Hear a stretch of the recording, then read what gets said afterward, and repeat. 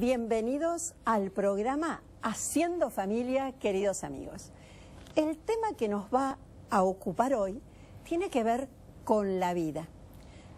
Hace poco el Papa Francisco nos decía que la vida hay que cuidarla siempre, desde el principio hasta el fin. Sin embargo, en los últimos tiempos estuvimos viendo que van avanzando leyes que no cuidan la vida hasta el fin, sino que cuando el enfermo ya molesta, bueno, ¿para qué sirve? Y tenemos ya una ley de muerte digna que en algunos puntos termina siendo eutanasia. Para hablar de este tema hemos invitado hoy al rabino Fernando Slagen. Bienvenido al programa, rabino. Muchas es un gracias honor tenerlo acá. Muchas gracias. El rabino Slagen ha hecho un estudio profundo de la filosofía judía. Ya lo tuvimos en otra oportunidad, donde nos explicó por qué no, desde el judaísmo, no se apoya el aborto, y ahora nos va a explicar por qué tampoco se apoya la eutanasia. De más está decirle que tiene una larga trayectoria, es investigador en filosofía judía, profesor de posgrado en la Facultad de Filosofía y Letras de la Universidad de Buenos Aires, miembro y asesor externo del Comité de Ética del Hospital Bernardino Rivadavia, Hospital de Agudos. Además, ha sido invitado a dar charlas en un montón de lugares, de países, en la Universidad Iberoamericana de México, en la Universidad Católica Argentina, Universidad de Maimónides. Bueno, sinceramente es un honor tenerlo acá. Muchas gracias. Doctor, usted además ha escrito un libro que coincidentemente lleva el título del programa de hoy. Coincidentemente porque yo no había encontrado el título del libro y justo usted me acaba de regalar este libro que se llama Suicidio y Eutanasia. Bueno, ¿qué opina la filosofía judía del tema de la eutanasia? O sea, la muerte dulce. Matamos al enfermito o al viejito porque ya, bueno, no aporta más. Justamente este es el preciso y específico tema que yo abordo en esta investigación, en donde fue publicada en el 2012 bajo este título en este libro, que fue presentado en el Congreso Internacional de Bioética y fue distinguido como la investigación más completa y actual y además única en español sobre este tema, en donde yo abordo el tema del suicidio y la eutanasia de forma sistemática en toda la filosofía occidental y en el judaísmo, y próximamente, Dios mediante, va a salir el volumen 2, volumen 2 que aborda este problema desde específicamente el judaísmo, pero ya aquí en este libro adelanto ya un poquito del volumen 2. Pero en definitiva, aquí lo más importante es que con esta ley, la mal llamada ley de muerte digna, sí, mal llamada, exacto, vamos a explicar en breves instantes cuál es la trampa y cuál es la solución que aporta el judaísmo y que no es aplicable solamente al judaísmo. La trampa es que, en principio, tiene que ver con la retórica de justamente adjetivar a la palabra muerte con la palabra digna, pretendiendo que todo otro tipo de muerte, o más aún, quien quiere seguir viviendo, lo va a hacer no de forma digna, sino de forma ignominiosa o oprobiosa, ¿no es cierto? Dando la sensación e influyendo en el pensamiento de la persona de que solamente una persona tiene una vida o una muerte digna si se digna a darse muerte a sí mismo. Otra trampa de esto es pretender un derecho a matarse. Y no estoy hablando ya desde ningún tipo de punto de vista teológico, sino el mismo Tribunal Europeo de Derechos Humanos, Tribunal Europeo de Derechos Humanos, estableció bajo el famoso caso de Diane Pretty en el 2002 que el derecho a la autonomía personal no prevalece sobre el deber del Estado para amparar las vidas bajo su jurisdicción. Y tampoco desde el punto de vista ya de la filosofía del derecho no se puede predicar un derecho a la muerte, porque tanto la muerte como la vida son variables que no son resultados de una institución, no son resultados volitivos ni racionales, son eventos naturales dados, con lo cual no le aplica la categoría del derecho, porque justamente el derecho se aplica a lo que son productos institucionales, una ley vial, ¿no es cierto?, en donde puede racionalizarse y por ende puede buscarse a ver cuál es el límite a su vigencia, su caducidad, cómo se modifica.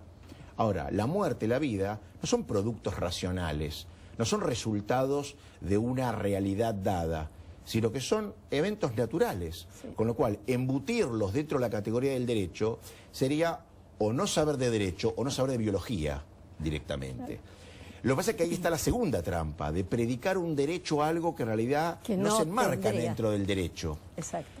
Ahora, esto no quiere decir que el problema exista. ¿Y cuál es el problema? El problema es que con la tecnología de hoy, una persona puede estar en una situación moribunda, en un estado, en una enfermedad en su fase terminal, y por el gran desarrollo tecnológico de hoy, es posible que esta persona pueda hacerle prolongada su agonía, ¿no es cierto?, mortificándolo. Existe ese problema. Ensañamiento terapéutico. Lo que llama el encarnizamiento o ensañamiento terapéutico. Es decir, cuando la persona ya no puede curarse, ya no hay más nada para hacer, entonces, la tecnología permite sustentar las funciones fisiológicas de su cuerpo y prolongar infinitamente, por ahí no infinitamente, pero mucho más la agonía de lo que sería un estado natural. Correcto. Entonces, existe ese problema. Ahora, ese problema no se soluciona con una ley. Predicar, primero no soluciona con una ley. Exacto. Y segundo, no se soluciona con un error directamente en la concepción del derecho y mucho menos con una mentira llamando a que esa persona, en caso de suicidarse, eso va a ser una muerte digna. Y digo suicidarse porque yo en el libro, de hecho, demuestro cómo cuando hoy se llama eutanasia, y a la eutanasia se la significa como la muerte por piedad o por decoro personal, ya sea del paciente o bien de la persona que tiene que sustentar económica o espiritualmente a ese paciente. Hay que ver quién sufre de los dos, ¿no es cierto? Exacto. No es el significado de eutanasia y nunca lo fue. Yo ahí demuestro como de los 5 significados que tuvo eutanasia, que es en griego la buena muerte, que es la muerte en batalla, la muerte con un sentido utilitario frente a la sociedad, la muerte sin sufrimiento pero en una vejez lozana, la muerte luego de una vida plena y realizada, o la muerte en virtud. Pero ninguno de los 5 significados que tuvieron los que fundaron esa palabra y ese concepto fue muerte por decoro personal o por compasión, y mucho menos asistido por un tercero. Exacto. Y mucho menos. Eso es más grave todavía. Y con lo cual ya hay una tercera mentira, que se quiere resignificar esa palabra con un significado que nunca lo tuvo. Exacto. Ahora, el problema que habíamos dicho antes existe, ¿no es cierto?, entre el encarnizamiento terapéutico, ¿no es cierto?, que a veces es grave por las obras sociales, por supuesto, toda la parte económica que hay atrás. Claro, por supuesto. Ahora, ¿cómo el judaísmo soluciona este problema? El judaísmo dice así, primero, y basado en el Génesis 9:5, cuando dice Ved demehem lenafshotehem edrosh, y la sangre de ustedes por sus almas la reclamaré. Es el mismo Dios que está hablando. Es decir, señores, si ustedes se quitan su vida, yo se la voy a reclamar en sus almas, en el pago ultraterrenal, en donde toda la exégesis afirma y establece que esa es la prohibición, la primera prohibición del suicidio. Esa es la primera, la que está en el Génesis. En el Génesis. Porque después se vuelve a repetir. En Deuteronomio hay algo también. En Éxodo y en Deuteronomio. Y por sobre todo en la exégesis de el no asesinarás, que incluye el no asesinarse a uno mismo también. Exacto. Digamos, ¿no? Con lo cual no hay ninguna duda que ya desde la misma Torá está prohibido, y ya no prohibido por cómo el hombre interpretó una ley, sino que Dios mismo establece que se prohíbe el matarse a sí mismo. Exacto. Bien. Que un poco es lo que retoma Juan Pablo II en la encíclica El Evangelio de la Vida. Al principio de la encíclica habla de Caín y Abel, como el matar al hermano. El matar no está permitido. O sea que hay coincidencias claro. totales. Ahora, ¿qué es lo que promulga esta ley? Básicamente esta ley, tal cual como está redactada, de forma muy ambigua y mucho más imprecisa, es la facultad que tiene una persona, supuestamente una facultad legal, a poder quitarse la vida por sí mismo o requerir la obligatoria asistencia de un tercero. De un tercero que no es cualquiera, que es un personal médico. Que estudió para salvar vidas. Hizo no un para juramento matar. hipocrático, en donde por más que el juramento hipocrático se reformuló en el 1948, sigue existiendo la cláusula que dice que el deber primero del médico es la vida y la salud de su paciente. Exacto. Ahora bien, el problema existe, con lo cual, para terminar, la primera que era la trampa, acá no hay muerte digna, acá lo que se quiere hacer es justificar, básicamente, el derecho a un suicidio. Exacto. Dado que hoy, así como lo define el judaísmo, y que es muy coincide con la definición secular del suicidio, que es toda acción u omisión de una persona para quitarse la vida por sus propios medios, de forma consciente y por propia iniciativa, o con la asistencia de terceros, más allá de que estos terceros lo sepan o no lo sepan. ¿No es cierto? Correcto.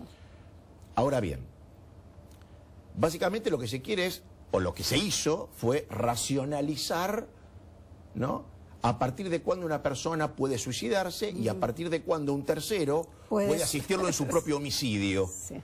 Lo cual es una locura total. Participando en ese homicidio, con conciencia. Más allá del deber deóntico del propio médico, ya que es un médico el que lo hace. Bien.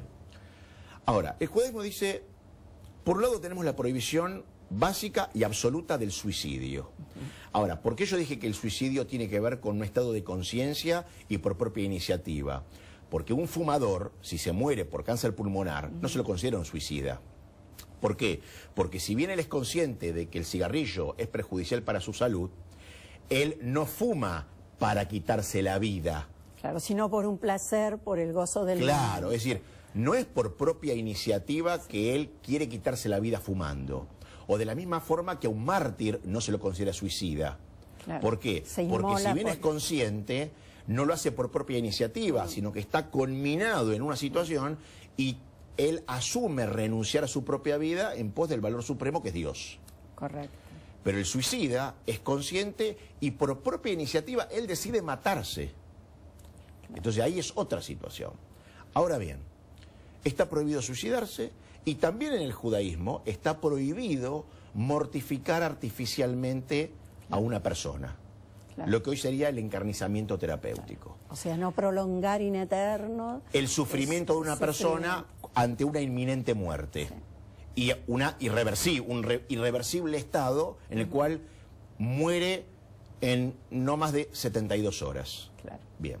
Y hasta también desde el punto de vista secular, el suicidio por supuesto está prohibido, ¿no es cierto? Y también desde el punto de vista secular es moralmente reprobable, condenable, mortificar a una persona artificialmente. ¿Bien? Con lo cual hay una coincidencia plena.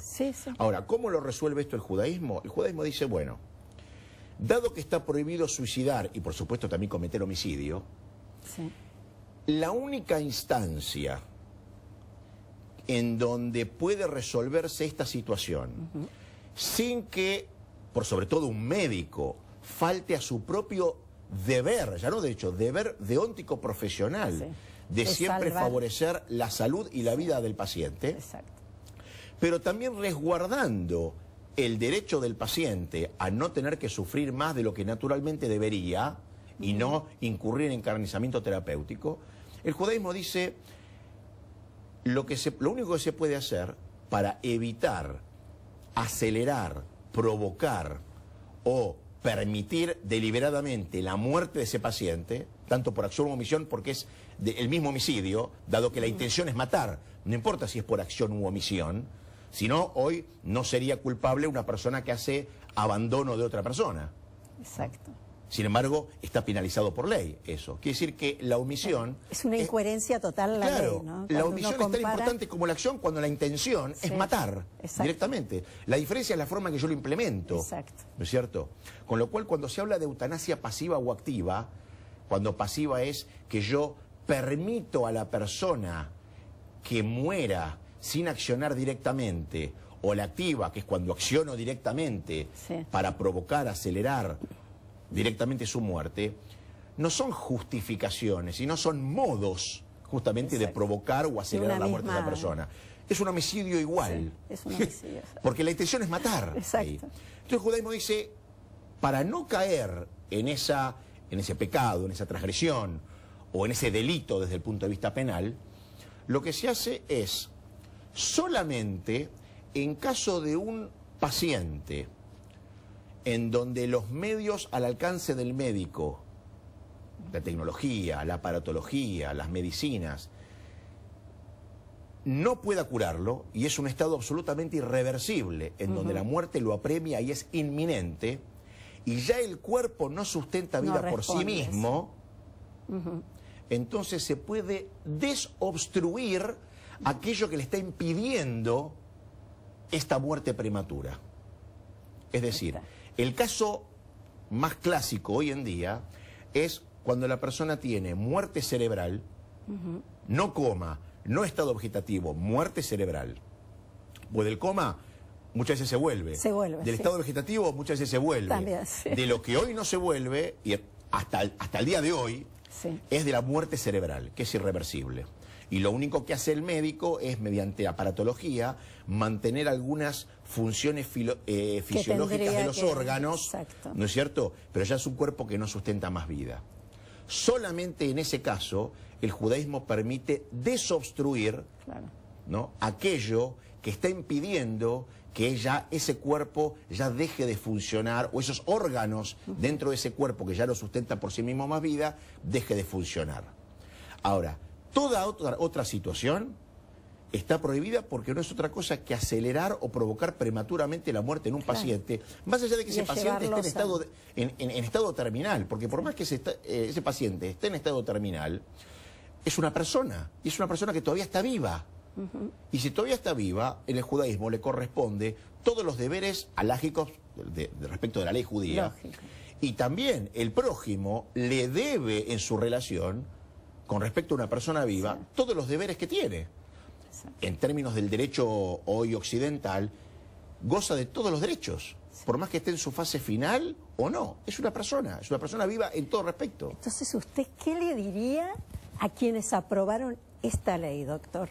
Lo que yo ya les dije. Bueno, lo que les dijo. Que es una ley que, de hecho, si se fijan bien en el artículo número 1 de la ley, dice que, de hecho, la persona no tiene que expresar ni causa ni motivo. Sí, va y lo pide nada más. Va y lo pide. Y dice que niños, niñas y adolescentes tienen opinión vinculante. Es un disparate sideral. O sea, menores de edad. Sí.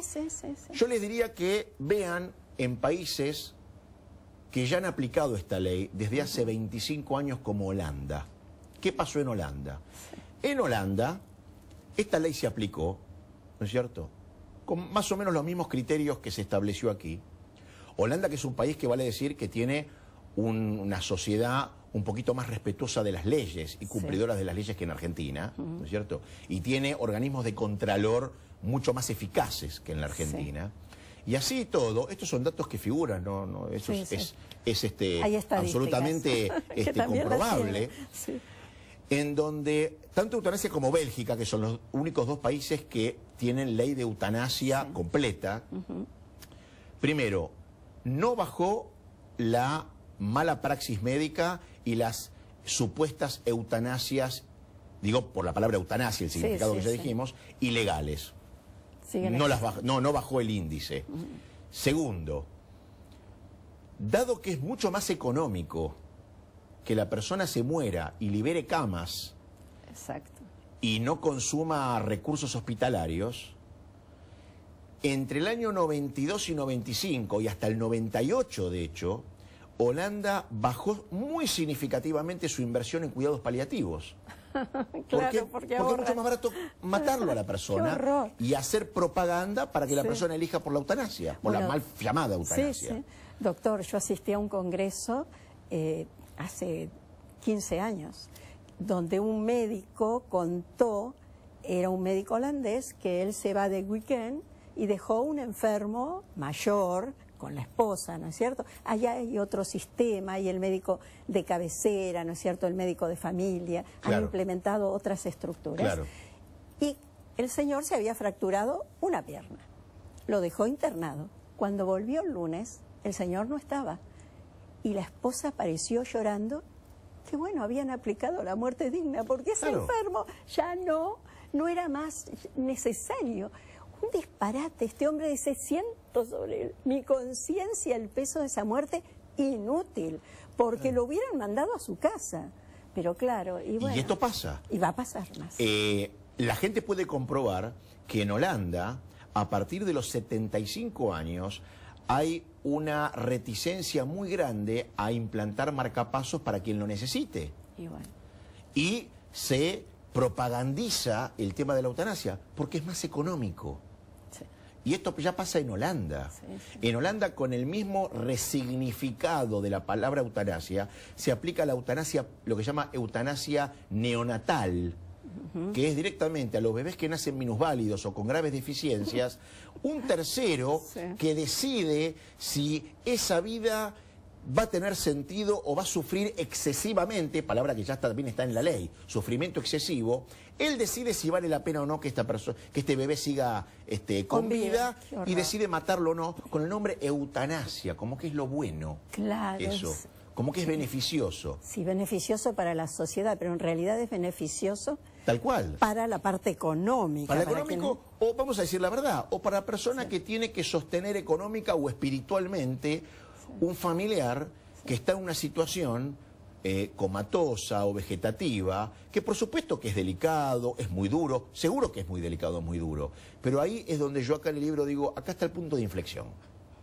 Acá está el punto de inflexión que ya cambió hace rato, Sí. que es, vamos a utilizar la ley para restringir nuestros deseos o para legitimarlos. Acá está el punto de inflexión. Una última reflexión, doctor, porque ya nos vamos. Bien. Lo que está pasando hoy, no solamente con esta mal llamada ley de muerte digna, Sí. sino también con muchas otras leyes, es que se ha cambiado, se ha invertido la realidad. En vez de usar la ley para restringir los deseos en pos de un bien común, se usa la ley para legitimar los deseos. A mí no me interesa vivir más, entonces yo tengo que usar al médico como un funcionario de mis deseos y al hospital, Exacto. que nació como una institución para el diagnóstico y el tratamiento médico, que sea ahora funcional a mi voluntad suicida. Ahora, esto ya está escrito muchas veces, el Talmud, por sobre todo, el Tratado de Sanedrín, cuando dice que en las realidades invertidas, como las que estamos viviendo hoy, la cara de la generación es como la cara del perro, por su desvergüenza, por su procacidad y porque la verdad está ausente y se encubre con retórica. Jean-Jacques Rousseau, que nadie lo puede tildar de religioso ni de dogmático teólogo, él dijo literalmente que cuando la violencia de la pasión prevalezca sobre el horror del crimen, en el deseo del mal también se va a encontrar un derecho. Y esto es lo que está pasando hoy. Muchísimas gracias, Rabino Slagen. Queridos amigos, me quedo con las últimas palabras del doctor. O sea, transformamos la verdad en un monstruo que se va en contra del mismo hombre. Por un lado, invertimos cantidades de dinero astronómico en crear vida artificial. Y por el otro lado, acabamos matando la vida natural. Evidentemente, yo creo que hay que hacer una revisión de lo que nos está pasando como sociedad y de lo que interpretamos como el bien común. Será hasta el próximo programa, si Dios quiere.